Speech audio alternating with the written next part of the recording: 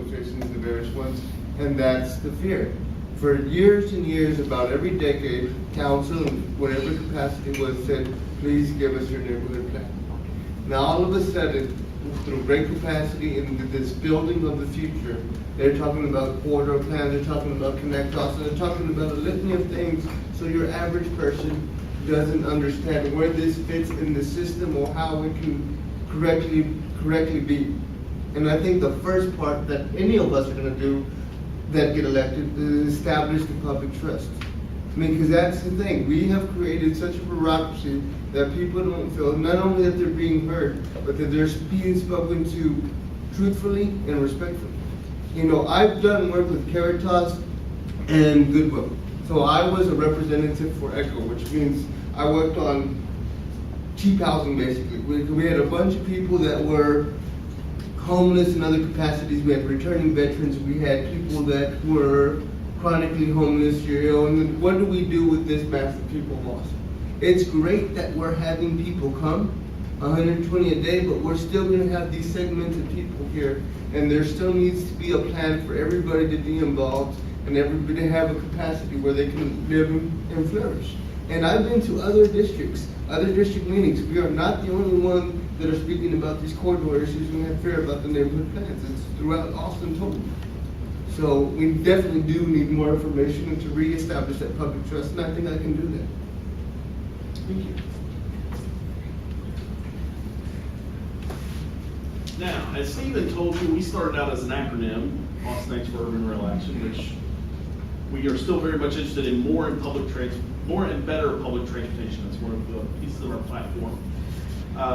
And this is also going to be the hot topic for the election in November. So, can I get a quick show of hands? Who is in favor of the urban rail bond proposal by Project Connect?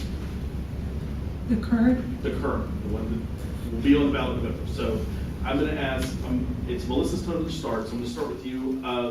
Ms. Poole and Mr. Boyd, you'll get a slightly different question because you're on a different side of the fence. So, Ms. Zone, since you don't support the proposed bond package for the Urban Rail Project Connect vision, what do you think the city should spend that money on instead? Well, And you have 2 minutes.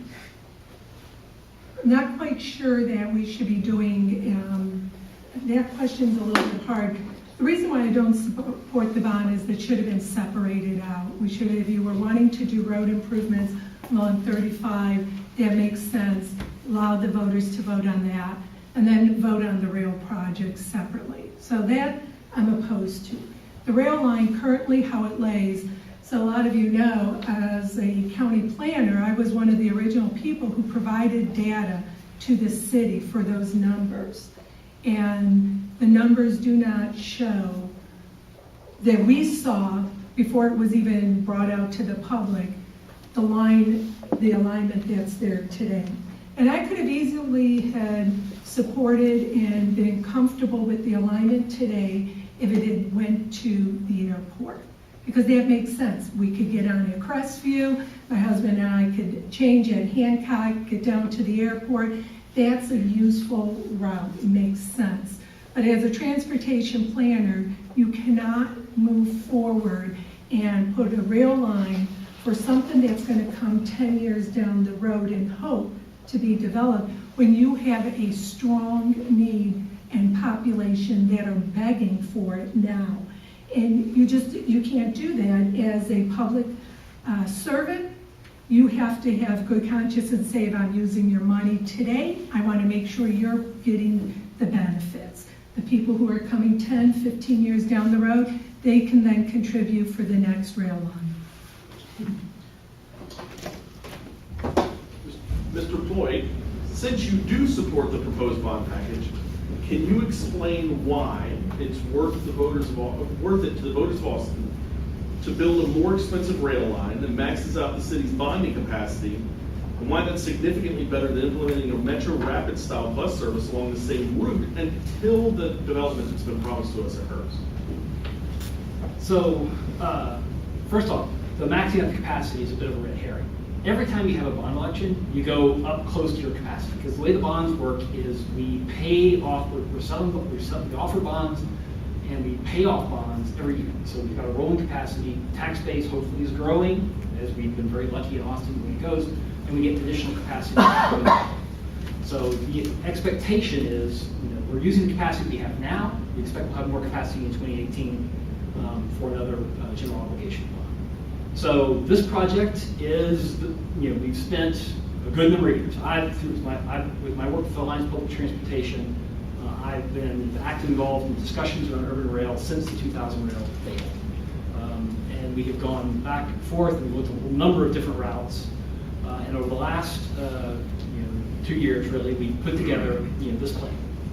A lot of public input, a lot of public review. The Riverside Corridor, the Riverside project, is the highest rated portion. Almost everybody, there's almost no one who disputes that that is someplace where urban rail is really benefiting.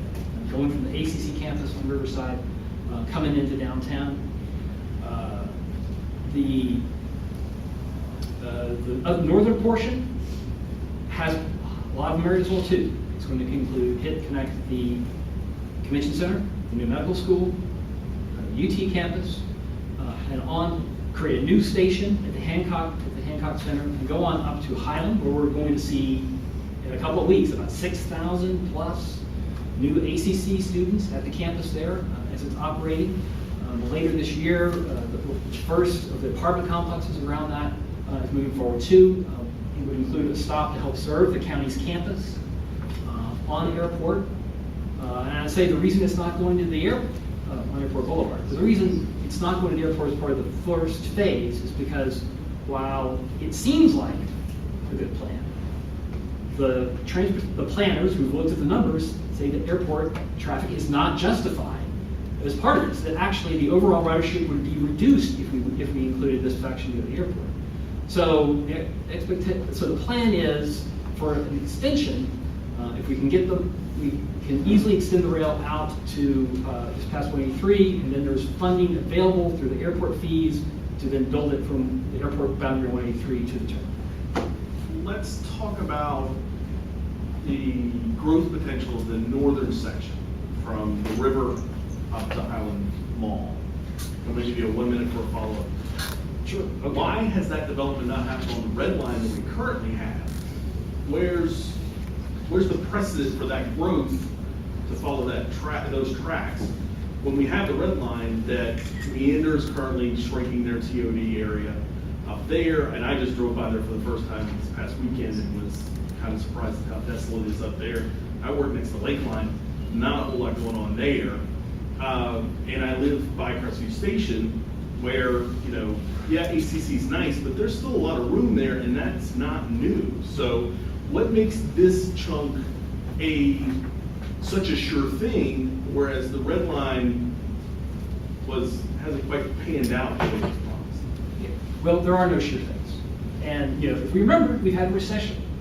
So when the red line came on, and there wasn't a lot of construction, there wasn't a lot of money, and banks lending money for construction. That's been the big problem at the land here at TFD, and why they've gone forth with back and forth up there about how that's going to happen. Because all the development they expected, interest, nothing was happening. So that was the concern there. Right now we're in a situation in Austin where there's a great deal of concern and interest in doing development in the central city, particularly residential development. We see a number of the apartment complexes planned around the Highland area.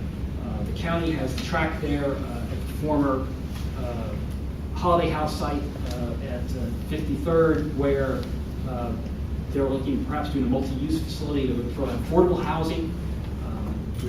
Because since that's public property, there's no tax base, we can get people in there, and then combine that as part of the county's office complex. Mr. English, how do you think we should? Your question about where else would the money be used, or do you have a second one? I'm going to stick with that question on, how would you rather see the same or similar amount of money be spent on the city? Well, it's a good question, and the question almost assumes that rail is off the table. If we're gonna spend money elsewhere, then we're not spending it on rail. And my approach would be to include rail in the toolkit. The city council is gonna need every tool they possibly can to deal with the congestion issue. This is a monster. You don't slay it with a silver bullet or a single strike. You're gonna need all the tools available to you that you can possibly come up with. That would include rail, that would include buses, that would include road improvements, bike lanes, ride share, Uber, Lyft, dispersing your employment opportunities, staggering work hours. That's how you deal with congestion at the levels we have it now. I do see rail as being part of the package. My objection to the bond is, I'll try to enumerate a few quick points. One, I think it's the wrong route. I think it's the wrong alignment. Clearly, studies have been done by very competent people to indicate that the Guadalupe-Lamar route offers a lot of advantages over the proposed route. A much higher level of ridership. When you have ridership, you're able to recoup the cost of operating the system much more effectively. Also, good transportation and development go hand in hand. When you have one, you typically have the other. But in any project of this size, you have priorities. And from the viewpoint that I have, a lot of folks in the district feel the same way. This particular bond package, the priorities are reversed. Rather than taking cars off the road and serving the most number of people that you can as quickly as possible, there's a sense, and I think it's justified, that this rail line is being built for its development potential and for the folks that are going to make money along that line with that development, that the priorities are upside down. Mr. Salazar? Well, I think this is the first time in politics that we two people can be on stage and say we absolutely agree as far as what they're using, as far as what the motive of this capacity is. The bottom line is that this rail costs too much and it does few things for the people now. You know, what I would like to see, I was working with a Texas State professor that studies this on a national and international level. So currently the tunnel they want to put on the Hancock Center, to his calculations, it would cost $200 million or something to that capacity to put it underneath. He said with that money, he goes, we can put 8 BRTs and expand it through the city and make it areas of connectivity. Now, right now, when we examine this, we're going beyond District 7 because there's areas by 290 East, right there by LBJ High School and other areas that you've had communities there for years. They'd have to walk 2 miles to get to a bus stop. Those are also areas where they are considering developing cost-effective housing for people that need lower rates. Well, that's fine if that land's cheap and you have developers, but how do those people go into downtown? How do they work to a capacity if they have to work third shift? If they have to go beyond the regular hours? And that's one of the things too, because I went to all the Project Connect meetings, and they're still talking about operating on their current hours, which means that the trains stop at 6:30. Who's going to be able to take a train once it stops at 6:30 if you have to go work late? Or 11:30 on a bus? We need to be a city of the future and expand our hours and serve the most people, bottom line. Thank you. Ms. Poole, would you like me to reread the question for Joe? Since you're going to the same questions you did. Sure. Since you support it, can you explain why it's worth it to spend more on this rail line and this bond package, and why that's significantly better than implementing a Metro Rapid style bus service along the same route at a lower cost until the necessary development happens? Okay. So I do support rail. I supported it back in 2000 when it was defeated by just a few votes. If we had built it 14 years ago, we wouldn't be having this debate today. About the ballot language and the combination of the rail and the roads, I think tomorrow the council is going to make some changes to the ballot language to be clarified how they want to spend the money, but I guess I see some people shaking their heads, so I guess we'll wait and see, but that is what I understand is going to happen with the city manager's resolution. At any rate, I support the rail. I know that there are issues with the route, and that seems to be the main sticking point aside from the amount of money. Again, if we had built it back in 2000, we would be in a better place congestion-wise with the number of people moving to Austin every day. I don't know how we can address the traffic congestion realistically without expanding multimodal modes of transportation. And I support all the ones, and Ed had a good catalog of all the different ways we can get around, except for our jet packs, which I still haven't gotten. I don't know what happened with my jet packs or mini helicopters. So I understand about the problem. I will say that I don't think that just because the railroad currently doesn't take you to the airport, that's not a good reason to vote against it. I was in Denver a couple of weekends ago, and you take a bus to Union Station, which is downtown, about a 40-minute ride, and then you get on a train, and in 40 minutes we were in Golden, Colorado, and it was a lot more predictable and reliable than taking a shuttle or a bus or renting a car, which is a lot more expensive. They plan to finish that route off, and from what I understand from the planners, you'll look on the map, there is a dotted line that takes it to the airport, so that segment will be built. Just isn't in the first segment, first phase. Thank you. We're going to move on to another piece of the ARA platform, which is for abundant housing. This is also specific to District 7 and citywide, but I'm going to give you some numbers from District 7. We're going to start with Jeb, and I'll give you 2 minutes. So, an important topic facing Austin is affordability. Everybody likes to talk about affordability, and everybody has a different word or different definitions for it. It has been identified as a key part of the Imagine Austin Comprehensive Plan. As it pertains to District 7, the housing market has been red hot, but few candidates discuss the rental market. As of the 2010 census, District 7 includes 51% renters versus 43% homeowners. From 2000 to 2010, District 7 saw an increase of 20% in renter-occupied units. Furthermore, Austin rents have skyrocketed 43% over the past decade. As Austin continues to grow in population, and District 7 does as well, how do you propose to address affordability in the rental market that serves the majority of the city's population? All right. So the build more. I mean, 97% occupancy. The housing market study showed that we're 47,000 units, behind where we need to be on doing this. And again, to help develop Burnett and Parmer as transit corridors, building more rental housing, within a quarter mile of the corridor, so people can have a choice about whether they need to have 2 cars in a family or even 1 car in order to go about their daily trips and do what they need to do with their life. It's definitely what happened. And then, so more, and then more types is the other thing. One of the big things folks are looking at in Code Next is sort of the missing middle. We haven't built duplexes in a long time. Now, actually, up on the Parmer area, some areas up there have a lot of duplexes. But mostly, South 23 and some of the other areas, we don't have a lot of duplexes. Row houses, shortage of townhomes. I was talking with a guy the other night who sold his house and he's living in an apartment domain, and we'd love to find a townhome where he could, now that he's retired, where he could live and stay within the central city, but he can't find them because there aren't many available. Crestview Station, they're building a couple there, but 200. no. I was gonna say there's a bunch in Crestview. But the townhomes actually specifically are actually a small, even smaller number than that.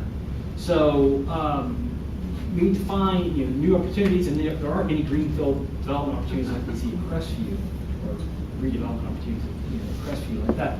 So the broadening supply, the accessory dwelling unit initiative, Councilman O'Reilly's putting forward is a good effort, a good start to have that conversation, looking to see how it can fit in there. And so we just need to look at all the tools we can to improve the supply of housing, especially housing that that furthers our vision of a compact and connected Austin. Mr. English, you have 2 minutes. Well, you're right. The first thing you have to do is define affordability. And there's a lot of definitions for that based on where you are in town. I tend to use the definition that what does it cost me to live here? What comes out of my paycheck? And that disposable income has been shrinking because the cost of living is skyrocketing here versus wages. But there are things that are directly under the control of the city council that can impact or lower the cost cost of living, or at least flatlining for a while.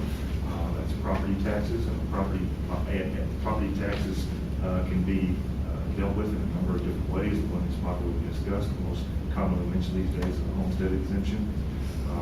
Also, utility rates. Homestead exemptions are for private residences. It's not necessarily a big help for renters, but utility rates affect everybody, and there's certainly some controls that are available to the council to bring utility rates down. But the long-term solution is additional housing stock. And I'm very familiar with the district. I've lived in it 31 years. The south end of the district, the opportunities to add a lot of housing stock of any real volume are relatively limited. There are spaces where that can be done. But on the north end of the district, we do have quite a bit of available space. The District 7, runs along the northern city limits and extends east of 35. If you've been out Palmer Lane, east of 35, you'll see we've got a lot of space out there. There's plenty of room for businesses that want to move into the area and for expansion of both private residences and apartments. It's not necessarily close in, but it's close to a lot of employers. We can certainly add substantial additional housing stock of all types in that northeast corner of the district. Can you expand a little bit about, you were talking about utility rates. Do you favor certain moves by city council, or would you propose certain initiatives to help provide utility rate relief, or do you have something in mind? I do. If you pay attention to the utility bill, you've noticed, if you've been here any length of time, there's a growing number of little fees on the bottom, and not just the number, but the size of these fees. Those, in my opinion, and the opinion of a lot of people, that's a hidden tax. It's an unavoidable cost. Those can be dealt with. One of the approaches, there's a lot, one of the approaches is to take revenue. We currently transfer, in this past year, it was $105 million from the revenue generated by Austin Energy. Those are the bills that you pay. That goes into the city's general fund.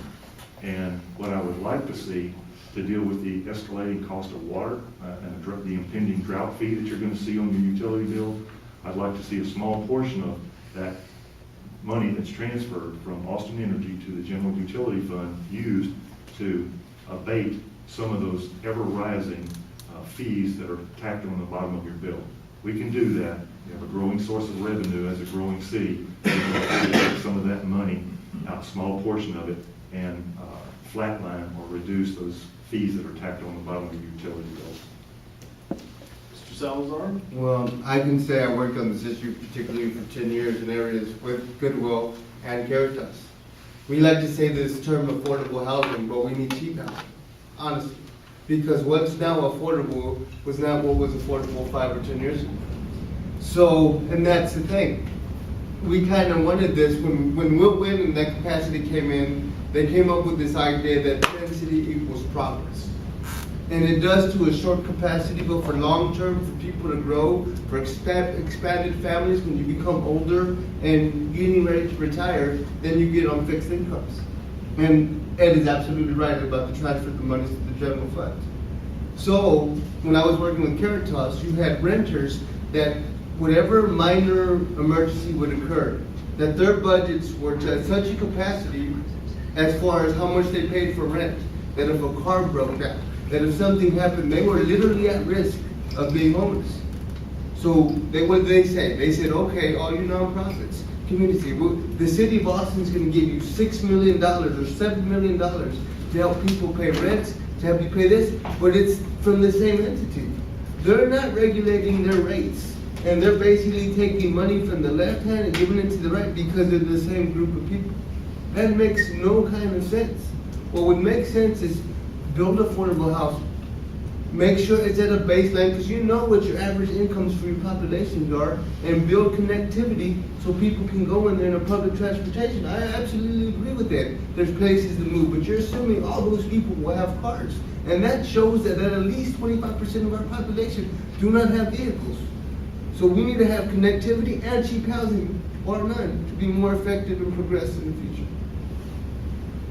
Now, when you say affordable housing, do you mean capital A, capital H, like pass a bond for affordable housing that's earmarked your way, or Do you just mean market rate? I think we use incentives a lot. We use incentives for businesses, we use incentives for development. So instead of incentivizing these great groups of people, we need to put baselines and say, okay, you're gonna develop units. It's not gonna no longer be for 3 or 5 years. We're gonna make it a 7 to 10 year expansion, and that rent is gonna be at $580 or $600, because you have to understand, your average person on fixed income for Social Security doesn't go over $720.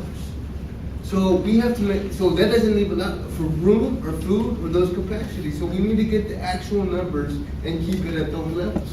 Because without it, I mean, affordability right now, $850 for Congress at a rent controlled area with an efficiency, that's affordable currently in Austin. Ms. Poole? All right, so for renters, we need an array of housing sizes for them, the duplex, triplex, fourplex. Some renters have families, they're not just single millennials.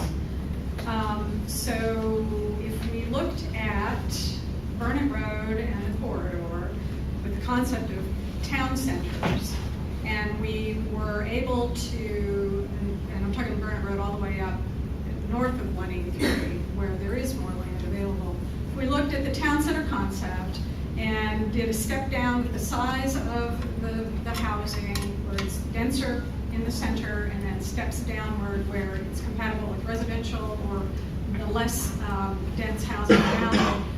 And if we had a land bank, for instance, if the city was able to enter into I don't know a whole lot about land banks, but just generally, we don't do them here, and that'd be something I'd like to look at. I think we might be able to tackle the affordability if we had more transportation options that were less expensive than having a car. If you get out of your car, if you don't have insurance, if you're not paying gasoline, you can put the additional money into your housing cost.